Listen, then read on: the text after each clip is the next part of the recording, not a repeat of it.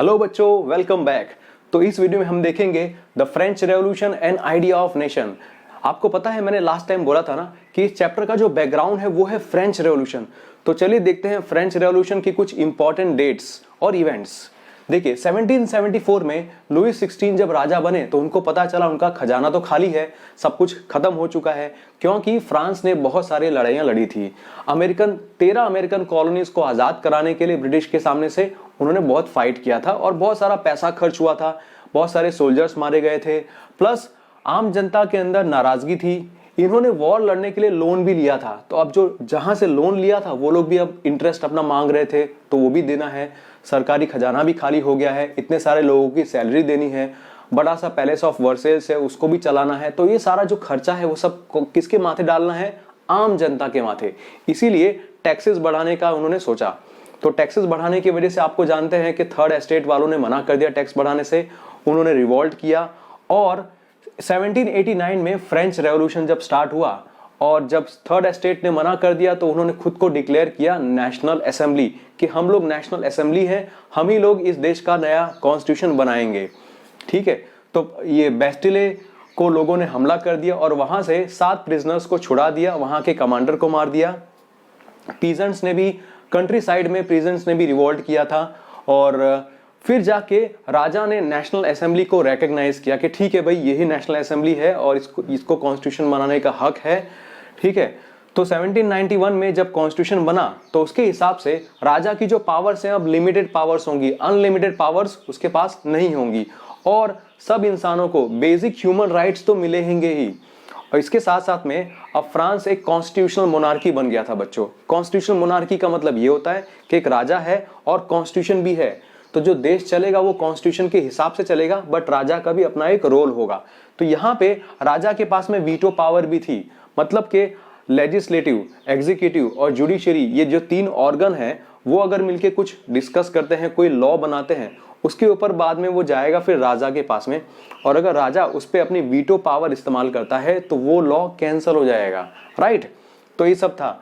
और ऐसे में जब राजा को लगा कि यार मेरी पुरानी ताकतें थी, पुरानी पावर्स थी, वो सब मुझे फिर से वापस चाहिए, फिर से मुझे अपना पुराना वाला टाइम चाहिए, तो राजा ने सीक्रेटली आसपास के जो देश हैं, ऑस्ट्रिया, फिर प्रूशिया, इन सब के साथ मिलके इन्होंने सीक्रेटली कुछ प्लान करना स्टार्ट कर दिया कि अटैक करेंगे और फिर से मैं अपना पुराना टाइम वापस ला दूंगा।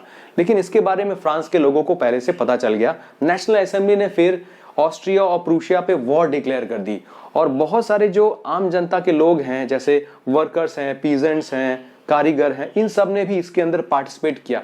सब बढ़ चढ़ के सब आर्मी में शामिल हो रहे थे। ठीक है, और इसमें इनकी स्ट्रगल हुई और आखिर में वो जीते भी सही। लेकिन 1792 में फिर फ्रांस एक रिपब्लिक बन गया। 21 सितंबर में फ्रांस एक रिपब्लिक बन गया। सबको पता था कि ये सब जो भी कुछ हुआ है, ऑस्ट्रिया और प्रूशिया के साथ जो हमें लड़ना पड़ा, वो हमारे राजा की वजह से हुआ, तो राजा ही दोषी है तो उसको सजा मिलनी चाहिए। तो राजा को बिहेड कर दिया, मतलब उसका गला काट दिया, उसको खत्म कर दिया। और उस टाइम पे आपको बच्चों पता है कि बहुत सारे पॉलिटिकल क्लब्स बहुत फेमस हो गए थे, उसमें भी जैकोबियन क्लब्स थे, जहां पे आम जनता की तकलीफों के बारे में, इन सब के बारे में डिस्कशन होता, किस तरह से देश चलाना चाहिए, किस तरह की सरकार होनी चाहिए, ये सब।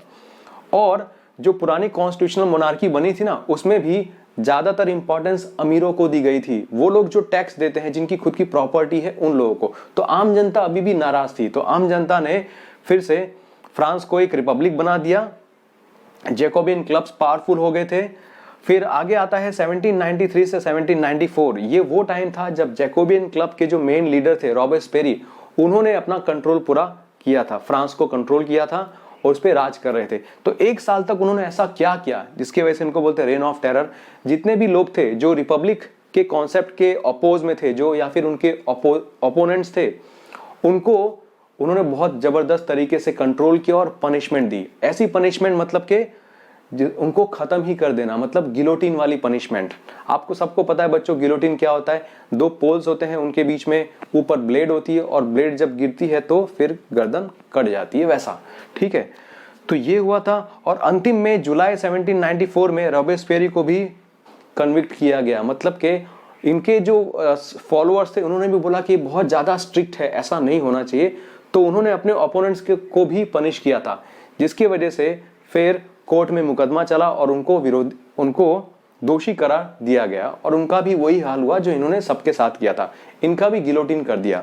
ठीक है, अब जब नया कॉन्स्टिट्यूशन बना तो उसके अंदर 2 लेजिस्लेटिव असेंबलीज इलेक्ट की गई और इनका ये काम था कि ये अपने तरफ से फिर इलेक्ट करेंगे 5 लोगों का ग्रुप, अपने तरफ से एक डायरेक्टरी इलेक्ट करेंगे जिसमें 5 लोगों का ग्रुप होगा। लेकिन ये डायरेक्टरी और लेजिस्लेटिव काउंसिल्स के बीच में हमेशा झगड़े चलते रहते थे। ठीक है, कोई ना कोई क्लैश, कोई ना कोई आर्ग्यूमेंट, सब कुछ चलता रहता। इसी का फायदा उठा के 1804 में एक बंदा था जो मिलिट्री में बहुत फेमस हो चुका था। उसने सोल्जर के रैंक से चढ़ते हुए ऊपर ऊपर आते आते बहुत ही अच्छे प्रमोशन से वो फेमस हो चुका था फ्रांस में, और वो फिर बनता है फ्रांस का नया डिक्टेटर। मतलब कि ये जो रिपब्लिक है वो खत्म, अब डिक्टेटरशिप स्टार्ट हो गई थी फ्रांस में 1804 में। और ये चली कब तक? 1815 तक चली, जब नेपोलियन को हराने के लिए बहुत सारी कंजर्वेटिव पावर्स, कम से कम 4 या 5 कंजर्वेटिव पावर्स मिल गई साथ में, और बैटल ऑफ वाटरलू में नेपोलियन को हरा दिया।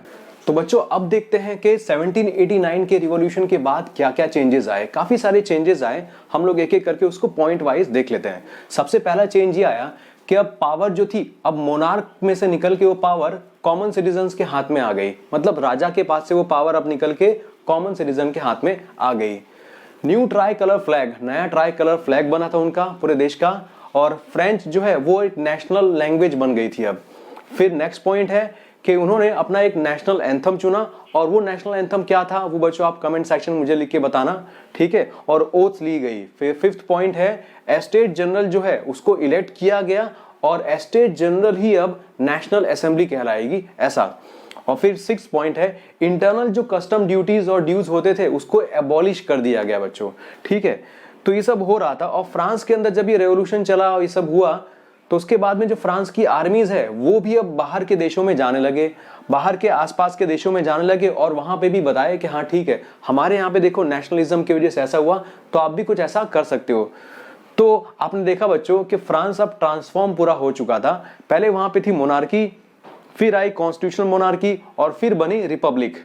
ठीक है, और अंत में फिर डिक्टेटरशिप भी आ गई नेपोलियन के आने से। 1799 में नेपोलियन ने सब कुछ अपने कंट्रोल में कर लिया और फ्रांस में डिक्टेटरशिप आ गई। तो बच्चों अब हम बात करेंगे सिविल कोड ऑफ 1804 और नेपोलियनिक कोड। ठीक है, तो इसके कुछ मेन पॉइंट्स हैं जो आपको याद रखने चाहिए या फिर नोट डाउन कर लेने चाहिए। ठीक है, फर्स्ट पॉइंट है एस्टैब्लिश्ड इक्वालिटी बिफोर लॉ, मतलब लॉ के सामने, कानून के सामने सब इक्वल होंगे। अगर किसी को बाय बर्थ कोई स्पेशल प्रिविलेज मिलता है तो वो नहीं मिलेगा। जैसे नोबल्स और क्लर्जी को स्पेशल प्रिविलेज मिलता था बिकॉज ऑफ बर्थ, वो सब नहीं मिलेगा। Second point secured right to property, मतलब अगर आपके पास अगर पैसा है तो आप प्रॉपर्टी खरीद सकते हो और वो प्रॉपर्टी आपकी कोई आपसे छीन नहीं सकता। Then third point abolished feudal system, जो पुराना फ्यूडल सिस्टम था ना जिसमें फ्यूडल लॉर्ड होते थे और उनके नीचे काम करने वाले पीजेंट्स, बेचारे फार्मर्स, ये फार्मर्स काम करते और सारा प्रॉफिट जाता फ्यूडल लॉर्ड्स के पास में, फार्मर्स को कुछ मिलता ही नहीं। तो ये वाला जो सिस्टम है वो हटा दिया गया। फिर नेक्स्ट पॉइंट है ट्रांसपोर्ट और कम्युनिकेशन सिस्टम को इंप्रूव किया। तो जो भी ट्रांसपोर्ट होता था और जितना भी कम्युनिकेशन होता उसका एक अच्छा सिस्टम बनाया, उसको इंप्रूव किया, और इसी वजह से फ्रांस भी डेवलप हुआ। फिफ्थ पॉइंट है standardise weights and measures and common currency. तो पूरे फ्रांस में जहां पे भी फ्रांस की आर्मी का कंट्रोल था, नेपोलियन का कंट्रोल था, वहां पे स्टैंडर्डाइज वेट्स होते, मतलब कि एक स्टैंडर्ड था वेट का, फिक्स होता कि ये जो वेट अगर यहाँ पे वो वेट है, अगर जो वजन यहाँ पे है तो वही वेट सेम टू सेम वही वेट दूसरे इलाके में भी वैसा ही होगा। सारी जगह पे एक जैसा वेट सिस्टम, एक जैसे मेजरमेंट और कॉमन करेंसी थी। ठीक है, इसके पहले पूरे इस इलाके में बहुत सारी अलग अलग तरह की करेंसी हुआ करती थी। ठीक है, फिर 6 पॉइंट है गिल्ड रिस्ट्रिक्शंस को हटा दिया गया, मतलब ट्रेडर्स जो बेचारे ट्रेड करते हैं, जो अपनी एसोसिएशंस बनाते हैं, उस पे जो बहुत सारी रिस्ट्रिक्शन लगती थी उसको हटा दिया गया। अब कोई भी ट्रेडर फ्रीली ट्रेड कर सकता है। तो ये सारे इंपॉर्टेंट पॉइंट हैं जो आपको याद रखने हैं, नोट डाउन रखने हैं। सिविल कोड ऑफ 1804 में ये सारे पॉइंट्स आपको याद हो जाने चाहिए बच्चों, तभी बोर्ड में आप लिख पाओगे। तो बच्चों नेपोलियन ने इतने सारे अपने डिसीजन लिए, तो क्या सारे के सारे डिसीजन अच्छे होंगे? क्या सबका रिजल्ट अच्छा आया होगा? नहीं, है ना। लेकिन स्टार्टिंग में क्या हुआ, जब नेपोलियनिक कोड आया तो उसके बाद से इम्प्लीमेंटेशन हुआ पूरे फ्रांस में और उसके आसपास की सारी टेरिटरीज में जिसको नेपोलियन ने कैप्चर किया था, तो सब लोग बहुत खुश थे और आसपास के देशों को भी ये लगता था कि नेपोलियन और उसकी आर्मी हमारे देश में से जो मोनार्की सिस्टम है उसको हटा देंगे। इसीलिए वो सब जहाँ पे भी आर्मी जाती वहाँ के लोग उसको वेलकम करते, एक हीरो की तरह देखते। लेकिन धीमे धीमे टाइम चेंज हो गया और कुछ ऐसे डिसीजन लिए गए थे जो फ्रांस की आर्मी या फिर फ्रांस के सिटीजन्स और आसपास के लोगों को भी अच्छा नहीं लगा। देखो क्या ड्रॉबैक थे नेपोलियन के। Lack of political freedom. जब नेपोलियन ने अपनी सरकार बनाई थी और जो राज कर रहा था उसमें भी उसने उतनी फ्रीडम सबको दी नहीं थी, पॉलिटिकल फ्रीडम उतनी थी नहीं। फिर इंक्रीज्ड टैक्सेशन। नेपोलियन ने कई जगह पे टैक्स भी इंक्रीज कर दिए थे जिसकी वजह से लोगों को दिक्कत हुई काफ़ी। और सेंसरशिप का मतलब ये है कि जो भी अगर नेपोलियन के खिलाफ कुछ लिखता है, कुछ बोलता है, तो उसको पकड़ लिया जाएगा, उसको जेल में डाल सकते हैं, उसको पनिशमेंट बहुत ज़बरदस्त हो सकती है। फिर forced conscription into French army. अब नेपोलियन का एक सपना था कि वो पूरे यूरोप को जीतना चाहता था और अपने इसी सपने को पूरा करने के लिए उसको चाहिए आर्मी और आर्मी में ज़्यादा लोग चाहिए। तो उसने ज़बरदस्ती बहुत सारे लोगों को आर्मी में शामिल करना स्टार्ट कर दिया जिससे लोगों का गुस्सा भड़क गया और नेपोलियन की जो पॉपुलैरिटी थी वो बहुत पहले ज़्यादा थी, फिर धीमे धीमे कम होती गई। इसी तरह से नेपोलियन बेचारा अनपॉपुलर होने लगा और 1815 तक आते आते नेपोलियन के खिलाफ जितनी भी कंजर्वेटिव आर्मीज खड़ी हुई, कंजर्वेटिव देश खड़े हुए, उन लोगों ने मिलके 1815 में बैटल ऑफ वाटरलू में नेपोलियन को हरा दिया। इस तरह से नेपोलियन का अंत हुआ। तो बच्चों इसी के साथ हम इस वीडियो को फिनिश करते हैं। Thank you so much for watching. आपके कोई सजेशन है, कोई डाउट है तो आप कमेंट सेक्शन में लिख सकते हैं।